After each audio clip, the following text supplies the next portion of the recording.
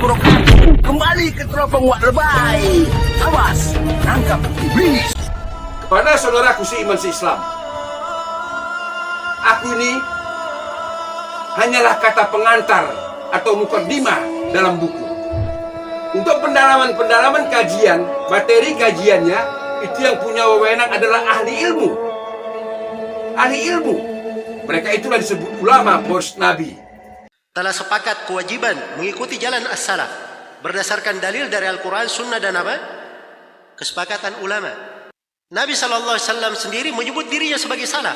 Ada haditsnya dalam riwayat Bukhari Muslim. Kalau tidak pernah baca hadits, jangan salahkan orang yang baca. Saya sebut haditsnya dalam riwayat Bukhari Muslim dari hadits Aisyah. Kisahnya panjang. Ketika Nabi SAW duduk di tengah istrinya, lalu putrinya Fatimah datang. Kemudian Fatimah didudukkan di kanannya. Fatimah dibisiki oleh Nabi sebuah rahasia. Kemudian Fatimah menangis terseduh-seduh. Kemudian didudukkan lagi di kirinya. Kemudian dibisikkan sesuatu. Fatimah tersenyum. Yang akhir kisahnya, akhirnya setelah Nabi meninggal, ditanya kepada Fatimah, apa yang dibisikkan oleh Nabi kepadamu? Kata Fatimah, adapun bisikan yang pertama yang membuat saya menangis, Nabi berkata kepadanya bahwa Fatimah, biasanya setiap tahun Jibril turun membaca Al-Quran sekali saja, tapi tahun ini 2 kali. Saya tidak melihat perubahan ini kecuali menunjukkan ajalku sudah dekat. Maka kata Nabi kepada putrinya, fattaqillaha wasbiri fa innahu ni'mas salaf ana laki. Bertakwalah kepada Allah dan bersabarlah. Sesungguhnya sebaik-baik salaf untuk kamu adalah saya. Nabi menyebut dirinya sebagai apa? Sebagai salaf. Jadi kalau kita berkata salafi nisbat kepada Nabi SAW, dilarang atau tidak? Tidak ada yang melarangnya. Hal yang disepakati menerima jalan as-salaf. Para ulama bernisbat kepadanya. Sampai disebutkan oleh As-Sam'ani di kitab Al-Ansab. Oh, tiba-tiba orang yang baru datang, baru lahir kemarin sore, ya, mengeritik tentang penggunaan apa? Penggunaan salafi. Itu pun kita tidak mengharuskan orang pakai kata salafi. Silahkan pakai ahli sunnah wal jamaah, ahli hadith, at-taifatul mansurah, silahkan. Salafi itu dia bukan organisasi, dia bukan kaplingan sebagian orang. Salafi ini bukan cap yang stempel dan mereknya itu sudah dimiliki oleh sebuah perusahaan. Siapa yang berpegang dengan Al-Quran dan As-Sunnah mengikuti jalan Nabi SAW, itulah salafi namanya.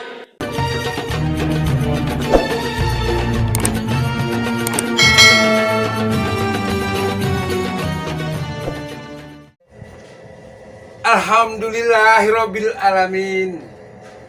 Allahumma sholli ala Muhammad wa ala ali Muhammad. Insyaallah semua saudaraku seiman seislam selalu dalam naungan perlindungan Allah. Yang lagi terbaring sakit, ya Allah, ya Rabbku, sembuhkanlah saudara-saudaraku seiman seislam. Angkatlah penyakit mereka, karena mereka juga mencintaimu, mencintai Rasulmu, mengikuti sunnahmu ya Allah. Angkatlah penyakit mereka. Yang masih sendiri, diberi Allah jodoh yang baik, sebagaimana Allah mengatakan di Al-Quran, yang artinya laki-laki baik untuk perempuan baik, perempuan baik untuk laki-laki baik. Di ayat yang lainnya, setelah kesulitan ada kemudahan. Nah, insya Allah pengikut Rasulullah, pencinta Rasulullah hidup dalam keberkahan sepanjang masa. Insya Allah, saudaraku seiman seislam, dimanapun kalian berada, baik kalian sekarang berada di Malaysia, maupun di Brunei, maupun di Saudi Arabia, kita semua ini satu dalam tali ukhuwah Islamiyah. Jika kita mentaati Allah, mentaati Rasulullah, berpegang teguh kepada kitabullah Al-Quran dan as-sunnah Rasulullah SAW, Muhammad bin Abdullah bin Abdul Muttalib bin Hashim bin Abdul Manaf. Insya Allah gak ada perbedaan. Yang berbeda-beda ini kan hawa nafsu, pendapat akal berbeda. Langsung aja kita ya, ini masih kita angkat lagi nih. Ya yang terhormat lah saya katakan, biar saya dibilang jangan marah-marah, karena beliau juga banyak muridnya. Ya yang terhormat Ustadz, apa ini namanya, lupa aku. Ada orang datang bertanya kepadanya. Bertanya cuma satu pertanyaan. Ustadz, apa itu salafi? akidahnya bagaimana? Itu tak pertanyaan. Ke orang-orang yang berilmu, ulama pewaris Nabi, mudah menjawabnya. Karena ada dalil, ada keterangan hujah. Nggak ada keterangan, nggak ada jawaban. Apa itu salaf? Apa itu salafi? Nggak ada. Kasian kan? Orang datang ke rumahnya bertanya, Ustadz, apa itu salaf? Akidah salaf itu bagaimana? Terangkan dong, apa itu salafi? Atau dia terlalu benci ya dengan yang disebut Wahabi? Dia ini juga nggak tahu itu Wahabi itu nggak tahu. Pernah dalam video yang udah lewat ya, yang udah lewat videonya saya apa udah lewat. Dia bilang Wahabi dari Afrika.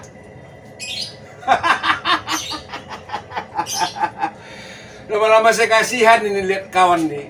Kasihan aku betul kasihan aku lihat kawan nih, kasihan. Wahabi dari Afrika. Nampak kali bohongnya itu, bukan dari Afrika Wahabi. Satu dari Saudi Arabia. Namanya Muhammad bin Abdul Wahab. Yang satu lagi dari Maroko. Bukan Afrika. Aduh kawan, tobatlah kau. Tobatlah selagi kau masih hidup. Ayo kita dengarkan yuk. Pertanyaan seseorang ke rumahnya, tapi nggak terjawab itu, nggak terjawab. Sampai di acara habis nggak terjawab. Apa itu salafi?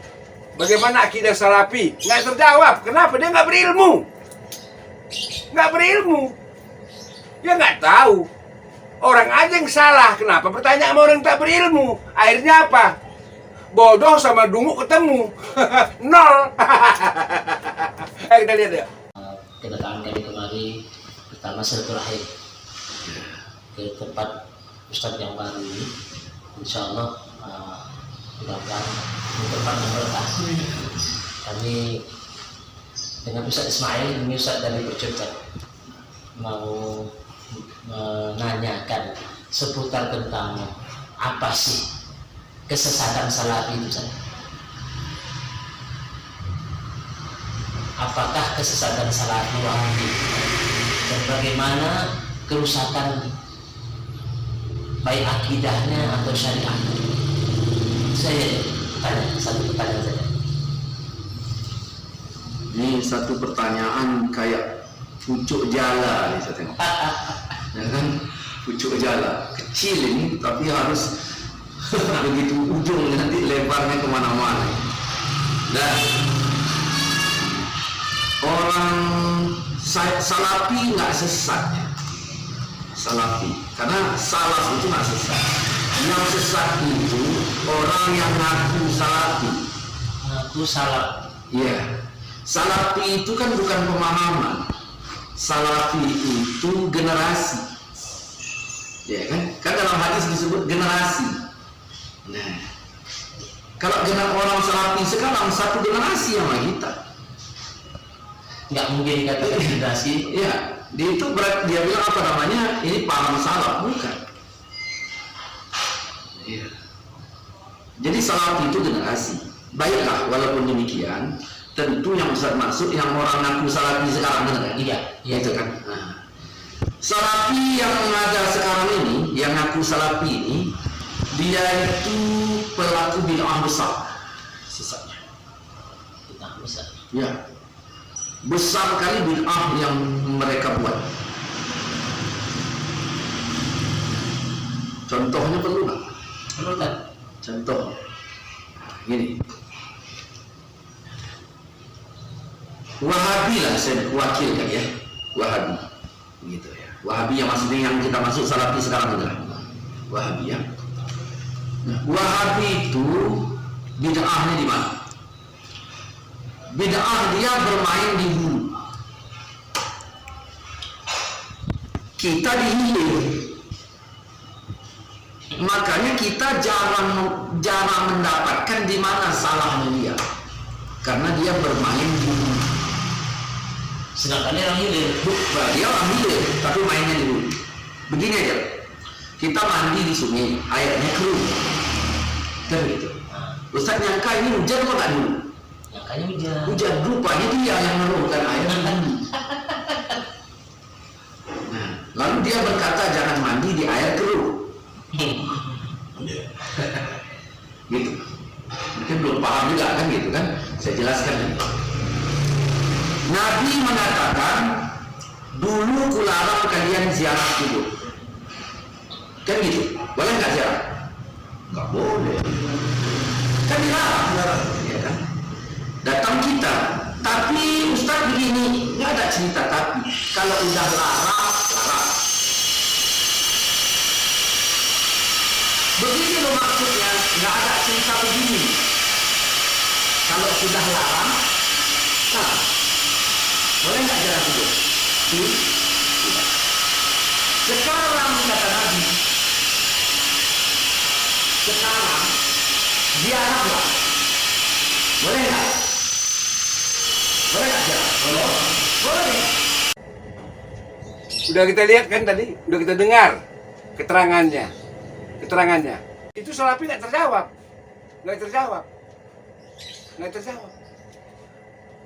Berbeda halnya dengan ulama poros Nabi, tuntas dijawab Salafi. Kalau bicara Salafi, bicara tematik, topik. Ah ini, wahai saudaraku seiman seagama, seiman seislam. Ini peringatan dari aku nih ya. Kalau kalian bertemu orang, walaupun dia itu kiai besar, guru besar, ustadz besar, kalau membahas suatu pokok persoalan, pokok permasalahan harus pakai tema. Tema, ingat. Misalnya kita bahas masalah apa? Kita bahas masalah kurma atau kurma ya, kurma. Kalau kita bicara kurma, dari akarnya kurma, batangnya kurma, buahnya kurma, daunnya kurma. Dan pindah, jangan nanti nggak nyampe pikiran ngawur. Yang kayak tadi itu ditanya Salafi, apa itu Salafi, bagaimana akidah Salafi, dijawabnya yang lain. Dan kayak gitu, ini aja udah salah metodenya salah menerangkan. Tema, pokok pembicaraan. Jangan lari dari tema. Bicara sholat, buka bab sholat, bahas tentang sholat. Bicara saum, siam, puasa, buka bab saum, buka bab siam, bahas sampai tuntas. Itu Islam, jelas. Jadi yang mendengarkan juga ngerti. Berbeda halnya dengan orang yang tak berilmu. Nah, ini bedanya. Karena dia tidak bisa jawab, dia tidak bisa uraikan, dia tidak bisa jelaskan, akhirnya ngarang-ngarang ngomongnya. Berpendapat dengan akalnya. Nggak nyampe, nggak terjawab pertanyaan. Hati-hati kalian berguru. Hati-hati. Dia selalu saya bilang, salah berguru, hanyut, remuk kalian. Model-model kayak gini bukan guru untuk diikuti. Dia aja belum selesai dengan dirinya, masih menghujat Wahabi, benci Wahabi. Dalam video yang lain dia bilang apa? Wahabi nggak ada otaknya. Apa kayak gitu seorang guru berkata? Wahabi nggak ada otaknya. Itu kok istilah orang Medan. Kasar itu, Bung. Wah, kau nggak ada otaknya. Aduh, astagfirullah, ya Allah, ya Rabbu, maafkanlah kesalahannya, karena dia tidak tahu, ya Allah, maafkanlah. Berilah dia hidayah petunjukmu agar cerdas akalnya. Mau belajar lebih dalam tentang Islam, akan saya berikan jawaban-jawaban yang tak terjawab. Dia itu nggak nyambung. Ditanya Salafi, akidah Salafi, jawabannya beda. Lain yang ditanya, lain yang dijawab. Nih, ulama poros Nabi menjelaskan apa itu salaf, apa itu Salafi, biar kalian tahu. Tapi beliau ini juga dituduh Wahabi. Pokoknya kalau orang udah mengatakan Quran, hadis, Wahabi. Wahai umat Islam dimanapun Anda berada, cerdaslah Anda. Hati-hati Anda dengan setan-setan dari jenis manusia yang tidak ridho, yang tidak suka melihat manusia taat kepada Allah, taat kepada Rasulullah. Insya Allah, Quran dan Sunnah Rasul mustahil tenggelam dari dunia ini. Mustahil. Banyak mujadid, banyak pembela Quran dan Sunnah. Tinggalkan orang-orang yang benci Quran dan Sunnah. Tinggalkan orang-orang yang suka menyebar fitnah. Tinggalkan orang-orang yang tak berilmu. Tinggalkan orang-orang yang mengedepankan prasangka buruk. Selamat kalian, insya Allah.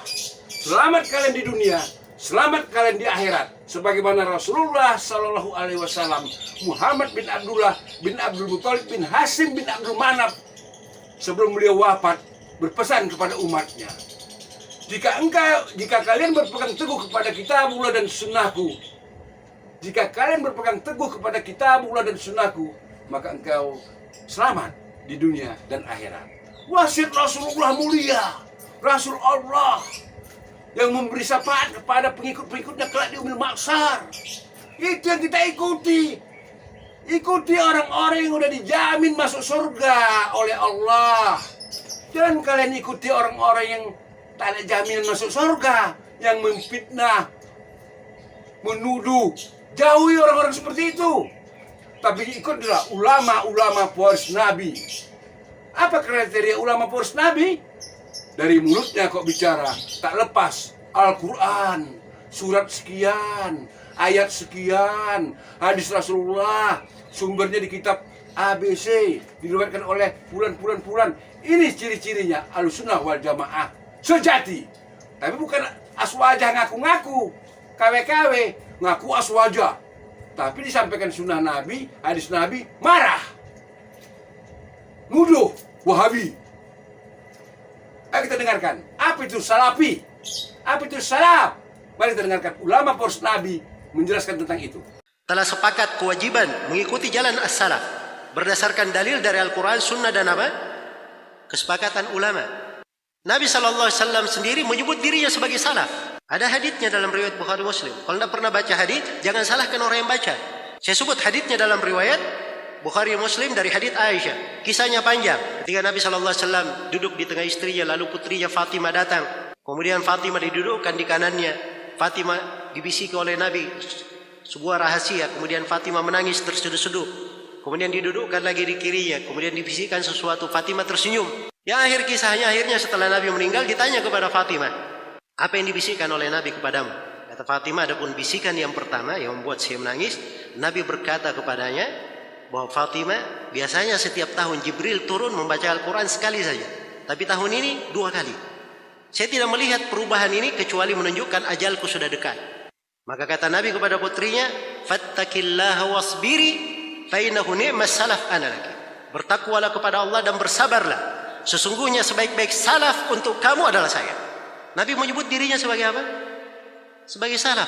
Jadi kalau kita berkata salafi nisbat kepada Nabi SAW, dilarang atau tidak? Tidak ada yang melarangnya.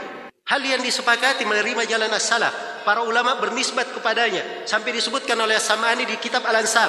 Oh, tiba-tiba orang yang baru datang, baru lahir kemarin sore, ya, mengeritik tentang penggunaan apa? Penggunaan salafi. Itu pun kita tidak mengharuskan orang pakai kata salafi. Silahkan pakai ahli sunnah wal jamaah, ahli hadith, at-taifatul mansurah, silahkan. Salafi itu dia bukan organisasi, dia bukan kaplingan sebagian orang.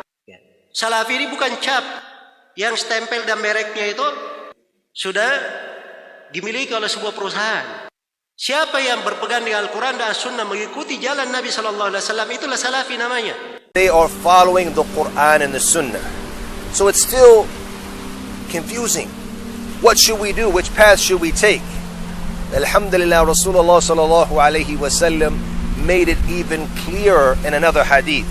He said alayhi salatu wassalam that this ummah will break down into 73 different sects, just as the ummahs before us broke down into 71 into 72.